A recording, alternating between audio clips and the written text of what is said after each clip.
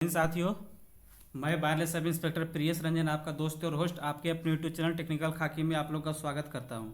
साथियों, जो आज का जो वीडियो है वो यूपी पुलिस रेडियो ऑपरेटर का जो एग्ज़ाम हुआ था 2024 में, उसका PYQ का पार्ट थर्ड है। पार्ट टू करा, 2 पार्ट हम लोग करा चुके हैं, जिसका लिंक हम लोग कमेंट बॉक्स में पिंग कर देंगे। देखिए, तो यूपी में क्या बोला जाता था, यूपी में बोला जाता है असिस्टेंट रेडियो ऑपरेटर बोला जाता है। ठीक है, यूपी पुलिस रेडियो ऑपरेटर में असिस्टेंट रेडियो ऑपरेटर बोला जाता है। इसमें हम लोग कराएंगे और इसको आप एज ए अपना प्रैक्टिस के रूप में देख सकते हैं, या मॉडल टेस्ट के रूप में देख सकते हैं, या इसको PYQ के रूप में, जैसे भी आपको देखना है उसको देखिए। बट हाँ, हम आपसे गुजारिश करेंगे कि साथियों आप वीडियो को पूरा देखिएगा और अपना जो 30 क्वेश्चन है, 30 में आप अपना स्कोर बताइएगा। ठीक है, 30 में आपका कितना स्कोर आ रहा है, 30 में आपका स्कोर कितना आ रहा है वो आप लोग बताइएगा हमें। ठीक है, तो चलिए ज़्यादा देर ना करते हुए हम लोग क्वेश्चन नंबर 1 पे शुरू करते हैं। चलिए, पहला नंबर हिंदी इंग्लिश दोनों माध्यम में दिया गया आप लोग के लिए। Question number 1, A light bulb is rated eight 100 वाट। 100 वाट यानी P दिया हुआ है, P दिया हुआ है 100 वाट for a 200 volt supply, voltage दिया हुआ है। ठीक है, find the RMS current through the bulb. 200 volt की आपूर्ति के लिए एक प्रकाश बल्ब की 100 वाट पर रेट किया जाता है। ठीक है, 100 वाट पर रेट किया जाता है, तो बल्ब के माध्यम से RMS धारा बताना है। तो देखिए, RMS क्या हो जाता है, P बराबर VI हम लोग जानते हैं। ठीक है, VRMS IRMS, तो P दिया हुआ 100, P मेरा साथी दिया हुआ है इसमें 100 बटे V कितना दिया हुआ है, V मेरा दिया हुआ है इसमें से 200। ठीक है, बटे 200 बराबर 0.5 एम्पियर। ठीक है, तो इसमें 0.5 एम्पियर इसका करंट का हो जाएगा मान। दूसरा क्वेश्चन, चलिए आसान क्वेश्चन था, आप लोग उम्मीद करते हैं कि आप लोग कर चुके होंगे इसको। दूसरा है the dielectric constant of metal is. धातुओं का परावैद्युत नियतांक क्या होता है। देखिए, ऑप्शन है 10, इन्फिनाइट, 0, 1। तो देखिए, जो डाई इलेक्ट्रिक कांस्टेंट का फॉर्मूला क्या है, K बराबर E0 बटे E इन। ठीक है, और धातु के केस में जो होता है नेट इलेक्ट्रिक फील्ड E इन, ये होता है 0। ठीक है, धातु के केस में नेट इलेक्ट्रिक फील्ड E इन जो होता है वो 0 होता है। तो ठीक है, तो जैसे देखिए, किसी भी संख्या में नीचे में 0 रहेगा, जैसे ऊपर मान ले 25 भी वैल्यू रहे तो उसको 0 रहेगा तो क्या हो जाएगा, इन्फिनाइट उसका आंसर होता है, इन्फिनाइट मान हो जाएगा। तो इसलिए इसका आंसर हो जाएगा अनंत, ऑप्शन नंबर 2। फिर से सुन लीजिए, धातु में नेट इलेक्ट्रिक फील्ड E इन 0 हो जाता है। ठीक है, और जो K का फॉर्मूला होता है डाइलेक्ट्रिक कांस्टेंट का, E0 बटे E इन, आउटर बटे इनर। ठीक है, अगला क्वेश्चन, क्वेश्चन नंबर 3। हाँ देखिए, the force between two charges is 240 Newton. Force दिया हुआ है 240 Newton. If the distance between the charges is doubled, distance को डबल कर दिया, the force will be. Question फिर से हिंदी में पढ़ देता हूँ। दो आवेशों के मध्य 240 न्यूटन का बल है। ठीक है, आवेशों के मध्य की दूरी दुगनी करने पर बल क्या हो जाएगा। तो देखिए, ये क्या चीज का क्वेश्चन है, ये है हमारा क्या, ये है देखिए F बराबर K Q1 Q2 बटे R स्क्वायर। तो ठीक है, जो मेरा F होता है, आवेश का नियम है, आवेश के लिए जो F है उसका है, तो जो मेरा F हो गया, जो F है मेरा क्या है, inversely proportional to R square है। ठीक है, F inversely proportional to R square है, तो हम क्या करेंगे, जब आवेश की दूरी को दोगुना कर देंगे, दूरी को दोगुना कर देंगे, तो जहाँ जैसे देखिए R के जगह 2R कर देंगे, तो इसका स्क्वायर निकालेंगे तो 4R स्क्वायर, यानी क्या हो जाएगा 4R स्क्वायर 1 बटे है, तो इसमें क्या हो जाएगा 1/4 हो जाएगा, यानी 1/4 हो जाएगा। तो जितना जो मेरा बल दिया हुआ है 240, तो 240/4 हो जाएगा। ठीक है, 240/4 कितना हो जाएगा, 4 छक 24। ठीक है, इसका आंसर 60 न्यूटन हो जाएगा। ठीक, क्वेश्चन नंबर 3 हो गया। इसी तरह से चलिए क्वेश्चन नंबर 4 की ओर हम लोग आते हैं। चलिए, इतना तक आप लोग को समझ में आ रहा होगा साथियों, तो कमेंट कीजिए और अपना 3 तक आप लोग देख लीजिए अपना स्कोर। देखिए, इसको टेस्ट को अटेम्प्ट करने का एक तरीका हम आपको बताते हैं। जैसे सब हम जैसे क्वेश्चन पढ़ दिए, ठीक है, आप मेरे बिना ऑप्शन को, मेरे आंसर पढ़ने से पहले आप पॉज कीजिए वीडियो को और उसका देखिए कि क्या आंसर आ रहा है। ठीक है, अगला question, question number 4। If the electrostatic is of pure molten ionic compound, a metal is form at the in the electrolysis of pure molten ionic compound, a metal is form at the. शुद्ध पिघले हुए आयनिक यौगिकों के विद्युत अपघटन में एक धातु किस पर बनी होती है, कैथोड पे, एनोड पे, अक्रिय इलेक्ट्रोड पे, उपकरण के आधार पे। Cathode, anode, inert electrode, base of apparatus. तो देखिए, इसमें हम क्या पढ़ते हैं कि पिघले हुए आयनिक यौगिक में, पिघले हुए आयनिक यौगिक में धातु के आयन हमेशा पॉजिटिव आयन के रूप में होते हैं। ठीक है, और इलेक्ट्रोलिसिस के दौरान ये पॉजिटिव निगेटिव इलेक्ट्रोड की ओर आकर्षित होगा। ठीक है, इसमें देखिए जो इलेक्ट्रोलिसिस होगा, विद्युत अपघटन होगा, तो इसमें जो पॉजिटिव बनता है ये हमेशा अट्रैक्ट होगा निगेटिव की ओर। ठीक है, तो निगेटिव की ओर अट्रैक्ट होगा तो क्या निगेटिव क्या हो जाता है, देखिए आप लोग याद रखिएगा, निगेटिव हो जाता है कैथोड इसको। ठीक है, निगेटिव कैथोड हो जाता है, इसको आप ऐसे याद रख सकते हैं एनसी, हम ऐसे याद किए थे एनसी, एन से निगेटिव, सी से कैथोड। आपको कैथोड एनोड में दिक्कत आता होगा, हमें भी आता है, कोई बड़ी बात नहीं है। तो देखिए निगेटिव में क्या हो जाता है एनोड, नहीं सॉरी कैथोड, एनसी एनसी, तो इसका आंसर हो जाएगा ए ऑप्शन कैथोड। ठीक है, चलिए 5 नंबर पे पढ़ते हैं हम लोग। In free space the velocity of electromagnetic wave, मुक्त स्थान में विद्युत चुंबकीय तरंग का वेग क्या होता है। देखिए ये सिंपल है, ऑप्शन है 6.626 × 10⁻⁻⁻34 joule second, 6.673 × 10⁻11 newton metre square पर केजी स्क्वायर। ठीक है, और 1.6 × 10⁻19 कूलम्ब, 3 × 10⁸ मीटर पर सेकंड, तो इसका आंसर हो जाएगा 3 × 10⁸ मीटर पर सेकंड। तो देखिए यहाँ पे हमको बस ये नहीं जानना है कि बस ये आंसर हो गया, बाकी के बारे में भी हम लोग जानने की कोशिश करते हैं। तो जो ये दिया हुआ है बंधु 6.626 × 10⁻34 जूल सेकेंड, ये क्या दिया हुआ, प्लाइंग कांस्टेंट दिया हुआ है। ठीक है, मेरा ये लिखने पे मजे है क्योंकि नया नया पेन है तो थोड़ा सा एडजस्ट करने में दिक्कत होगा। जो हम बोल रहे हैं आपको 2 बार बोल देंगे एक ही चीज को। देखिए 6.626 × 10⁻30 जूल सेकेंड प्लैंक कांस्टेंट है। ठीक है, और उसके बाद जो आपका दिया हुआ बी ऑप्शन जो है 6.673 × 10⁻11 न्यूटन मीटर स्क्वायर पर केजी, इसका यूनिट देखिए ये हो गया जी क्या है, ये सार्वत्रिक गुरुत्वाकर्षण नियतांक यानी यूनिवर्सल गुरुत्वाकर्षण कांस्टेंट है, मतलब gravitational constant, universal gravitational constant है। ठीक है, ये 1.6 × 10⁻19 कूलम्ब हो क्या आवेश है, चार्ज है। तो देखिए ये 5 तक हम लोग कर लिए हैं। अब हम लोग चलेंगे क्वेश्चन नंबर कितना पे, क्वेश्चन नंबर साथी चलेंगे अब हम लोग 6 पर। तो देखिए 6 नंबर भी देख लेते हैं हम लोग। ठीक है, चलिए किसने कहा, मतलब यह states that every action has an equal and opposite reaction, किसने कहा था प्रत्येक क्रिया के समान और विपरीत प्रतिक्रिया होती है। न्यूटन के गति का प्रथम नियम, न्यूटन गति का दूसरे नियम, न्यूटन गति का तृतीय, एम्पियर का परिपथीय नियम। ठीक है, Newton first law, second law, third law. तो देखिए एक्शन के अपोजिट ये रिएक्शन होता है, तो ये क्या है न्यूटन, बताइए न्यूटन थर्ड लॉ, न्यूटन, इसका आंसर हो जाएगा न्यूटन थर्ड लॉ। ठीक है, एक्शन के अपोजिट रिएक्शन होता है न्यूटन थर्ड लॉ है। पहला नियम क्या है, जड़त्व का नियम। दूसरा नियम क्या है, फोर्स का, जो हम लोग को फोर्स का क्या मिलती है, फार्मूला मिल जाती है F m में, दूसरा में हो जाता है। तीसरा में क्या है, ऊर्जा संरक्षण के सिद्धांत, ऊर्जा को न तो नष्ट किया जा सकता न तो पैदा किया जा सकता है, यह बस एक से एक फॉर्म ऑफ एनर्जी दूसरे फॉर्म ऑफ एनर्जी में कन्वर्ट होता है।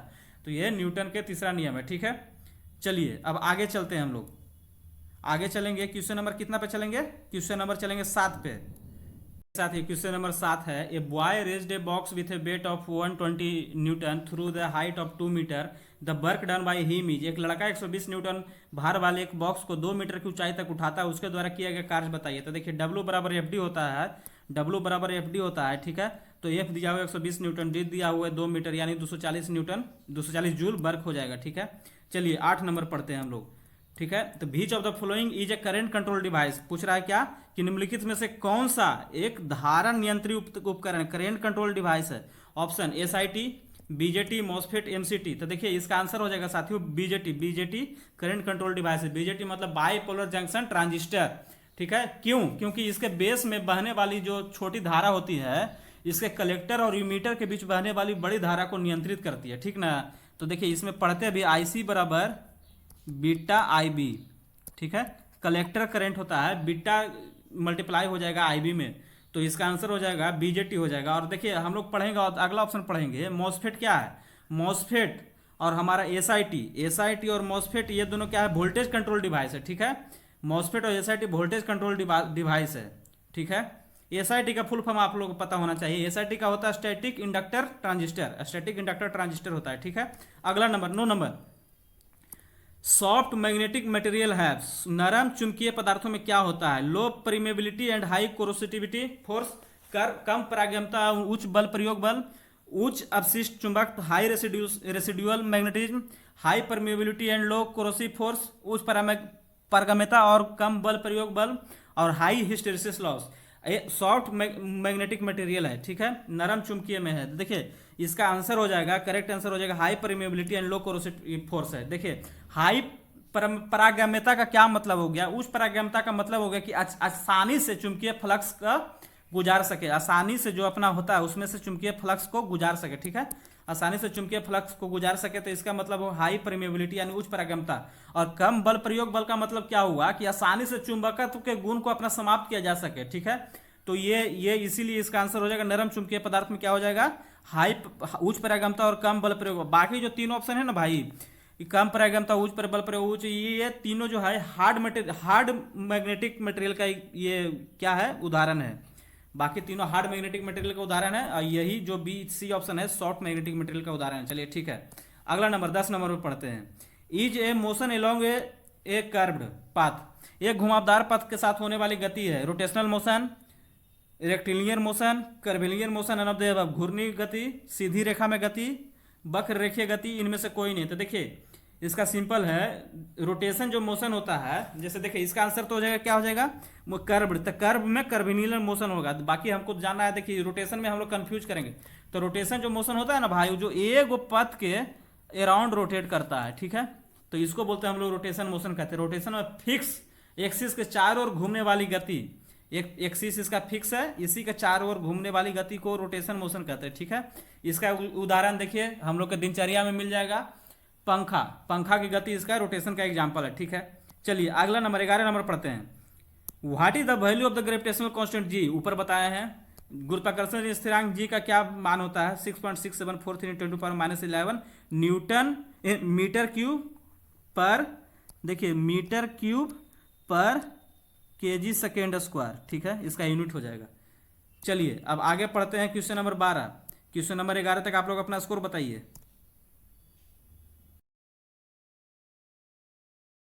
Question number 12, a pure inductor of 25 millihenry, ठीक है, इसका इंडक्टर मिली हेनरी दिया हुआ है, एम मतलब millihenry, is connected to a source of 220 volt, find the RMS current in the circuit if the frequency of the source is 130 hertz.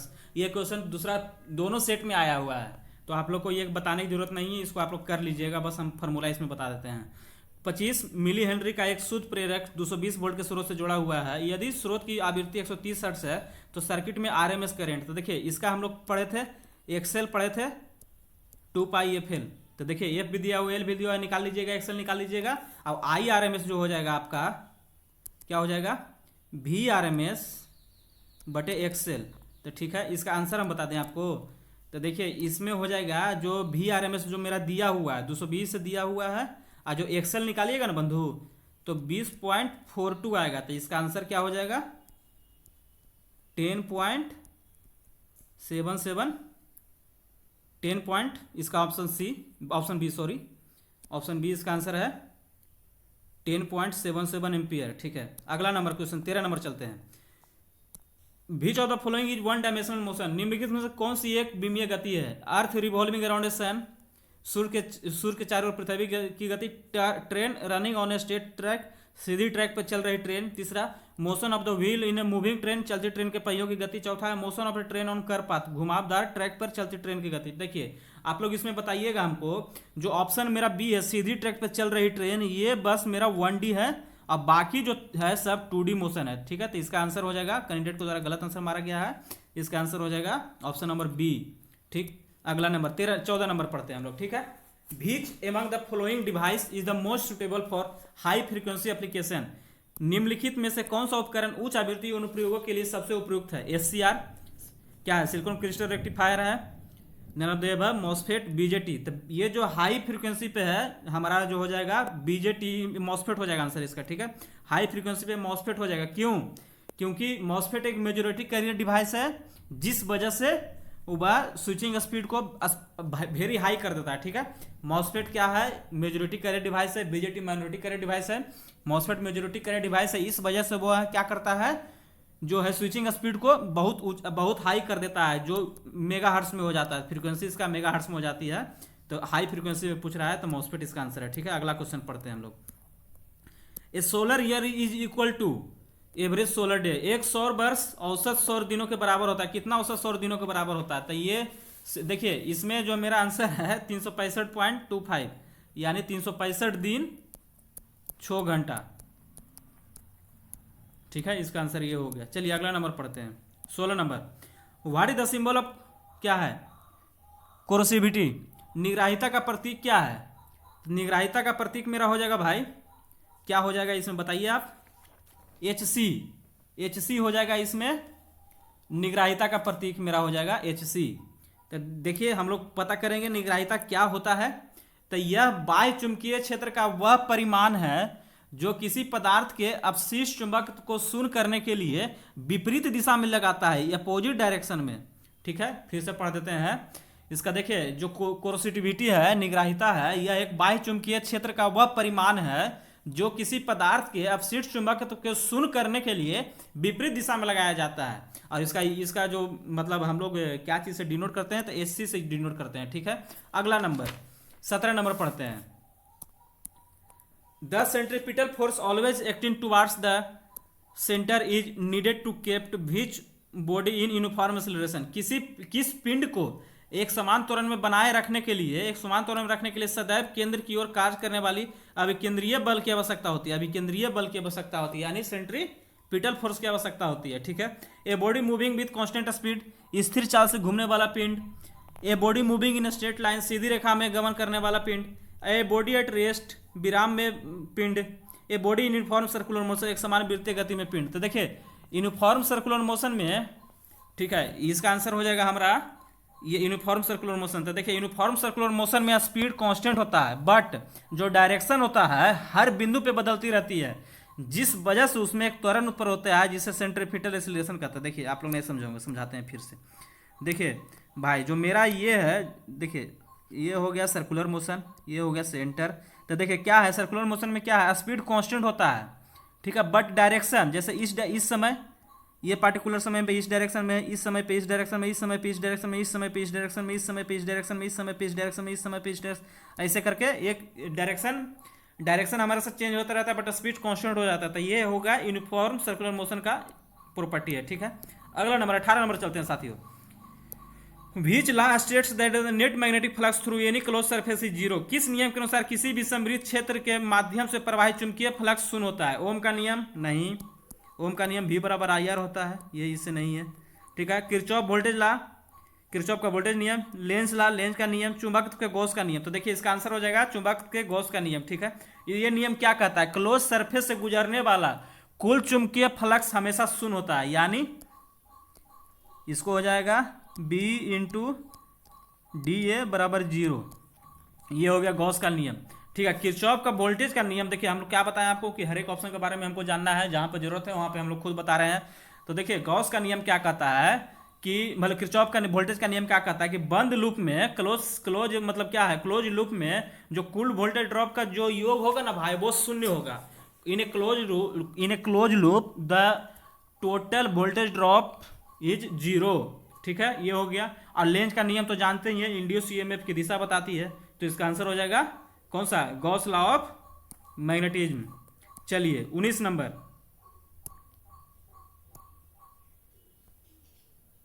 चलिए 19 number में the electrostatic field is inside a conductor. एक चालक के अंदर electrostatic क्षेत्र क्या होता है? एक चालक के अंदर इलेक्ट्रोस्टैटिक क्षेत्र हमेशा शून्य होता है, हमेशा 0 होता है। ठीक है, अगला number 20 number, which of the following wave have the maximum frequency. निम्नलिखित में से किस तरह की आवृत्ति अधिकतम होती है? इंफ्रारेड तरंग, गामा तरंग, रेडियो तरंग, माइक्रो तरंग। तो देखिए हम आपको बताए हैं, सीरीज बताए हैं, आपको क्या बताए हैं, ये वेवलेंथ का सीरीज बताए हैं। उसमें सबसे ज़्यादा होता है रेडियो, फिर माइक्रो, फिर इंफ्रा, फिर विजिबल, फिर अल्ट्रा, फिर एक्स, फिर गामा। देखिए हम आपको लिख देते हैं, रेडियो, माइक्रो, इंफ्रा, विजिबल, देखिए लिखने में थोड़ा सा दिक्कत हो रहा है साथी, थोड़ा सा कंप्रोमाइज कीजिएगा, अल्ट्रा, एक्स, गामा। तो ये हो गया मेरा क्या चीज़ का सीरीज हो गया, ये हो गया वेवलेंथ का। तो फ्रीक्वेंसी का इसका उल्टा हो जाएगा। तब सबसे कम वेवलेंथ किसका है? गामा का है। तो सबसे ज़्यादा फ्रीक्वेंसी क्या हो जाएगा? गामा का हो जाएगा। ठीक है, तो इसका आंसर हो जाएगा ऑप्शन नंबर B। इसका आंसर हो जाएगा ऑप्शन पर हम लोग देख रहे हैं 21 नंबर, as a sailor jumps in the forward direction the boat moves backward. ठीक है, एक्शन के विपरीत और opposite direction. This example illustrate, जब एक नाविक आगे की दिशा में कूदता है तो नाव पीछे की ओर जाता है। यह उदाहरण न्यूटन के किस नियम के हिसाब से तो इसका आंसर हो जाएगा भाई न्यूटन के गति का कितना नियम है, न्यूटन की गति का तीसरा नियम इसका आंसर होगा। ठीक है, चलिए अगला नंबर पढ़ते हैं। 22 नंबर, ये हाइड्रोमीटर इज एन इंस्ट्रूमेंट, ये hydrometer is an instrument use to measuring. Hydrometer एक उपकरण है जिसका उपयोग को मापने में किया जाता है प्रेशर ऑफ गैस, गैस का दबाव, रिलेटिव ह्यूमिडिटी, सापेक्षिक आर्द्रता, स्पेसिफिक ग्रेविटी ऑफ लिक्विड, द्रवों के विशिष्ट गुरुत्व या तापमान। तो देखिए हम लोग पढ़ेंगे हाइड्रोमीटर और हाइग्रोमीटर। तो देखिए डी आ गया ना भाई, तो डी से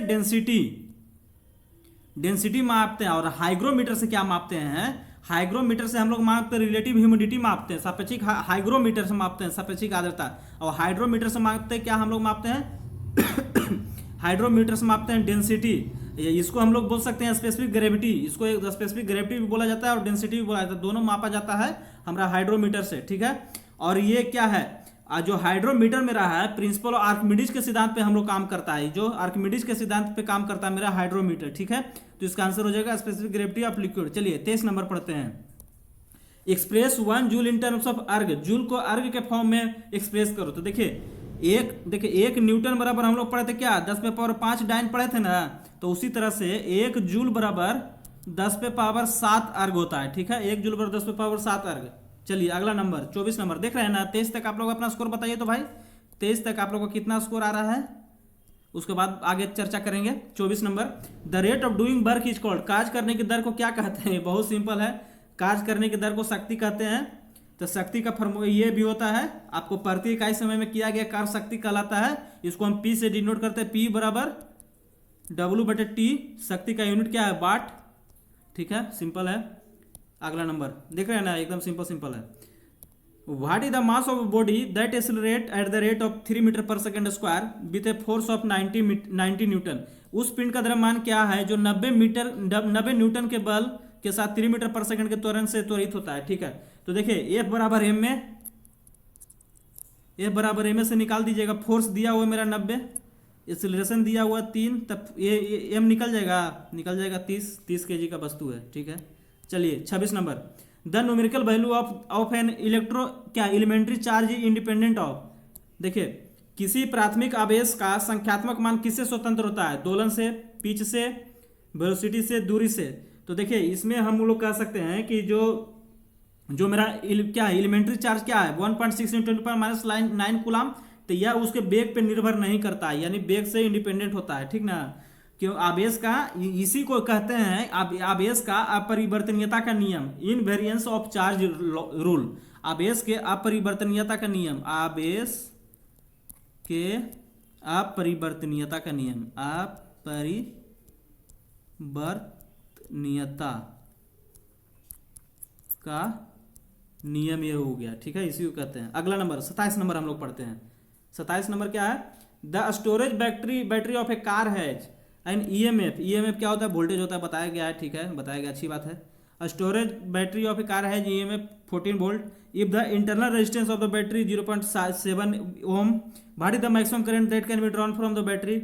एक कार के स्टोरेज बैटरी का ईएमएफ 14 वोल्ट है, यदि बैटरी का आंतरिक प्रतिरोध 0.7 ओम है तो बैटरी से अधिकतम कितना विद्युत धारा प्रवाहित किया जा सकता था। आई मैक्सिमम बराबर, ठीक है, V यानी 14/0.7 कितना हो जाएगा बता दीजिए, आपका आंसर हो जिसमें 20 एम्पियर हो जाएगा। ठीक है, चलिए अब आ जाइए 28 number, the direction of current density is, खाली स्थान, द इलेक्ट्रिक फील्ड, धारा घनत्व की दिशा इलेक्ट्रिक फील्ड का क्या होता है।